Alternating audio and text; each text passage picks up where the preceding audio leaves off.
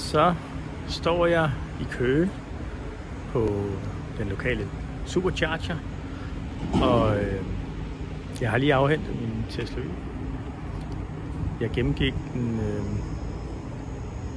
derinde, da jeg skulle hente den, og jeg fandt ingenting.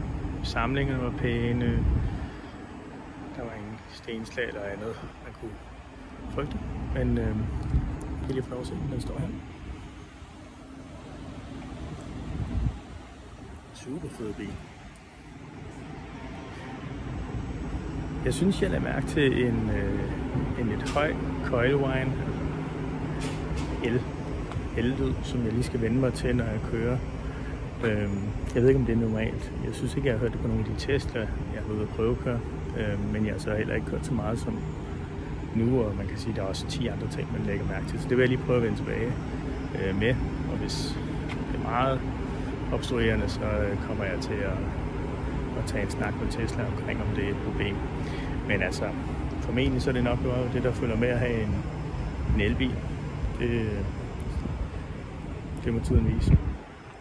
Men det var en super god oplevelse at afhente. Der var flinke mennesker henne på Tesla nede i Ringsted. Og de lader egentlig meget selv gå rundt. Altså jeg havde jo den her Skoda Octavia, jeg skulle aflevere ind, så de tog egentlig mere af sig af den. Jeg fik nøglerne, kørte en tur og lyttede til, om den lød ordentligt, og ellers drejede sig meget mere om, og bare egentlig give mig fred. Så kommer der nogle dokumenter, man skal underskrive, og det tager typisk, så er det 10-15 minutter, fra de trykker start til de dukker op i din inbox. Og imens der sidder man og opretter sin egen konto inde i bilen og får justeret sæderne og som sagt får gået rundt og får kigget lidt på hvordan det hele ser ud. Men altså,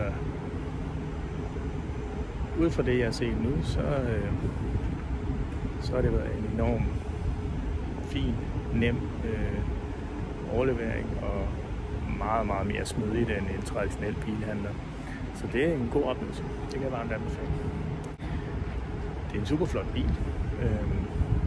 Den har masser af plads. Jeg tror godt, vi kan være der. Vi er jo en stor familie med 3 børn, så vi fylder den jo helt op. Og jeg er lidt spændt på, når vi skal have barnesæde ind i midten. Vi har sådan et skaldstol til min søn, der er 7 år gammel. Så skal der være en 11 og en 13-årig i år, så det er jo en stor dreng. Men vi vil have en elbil. Vi vil have en lidt mere miljørigtig bil, og det, jeg synes, det var klart det bedste valg.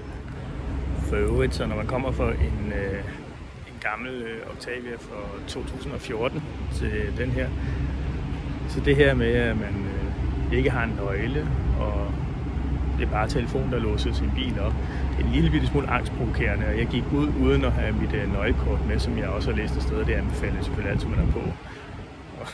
Og det var første gang, jeg skulle ind igen. Det virkede, men jeg var sgu lidt spændt på, om jeg allerede her første dag ville spærre en Supercharger, for jeg ikke ville kunne komme ind i min bil. Men ja, det ser ud som det fungerer fint, men når man kommer fra sådan en morfarbil, så skal man sgu lige vente sig til det.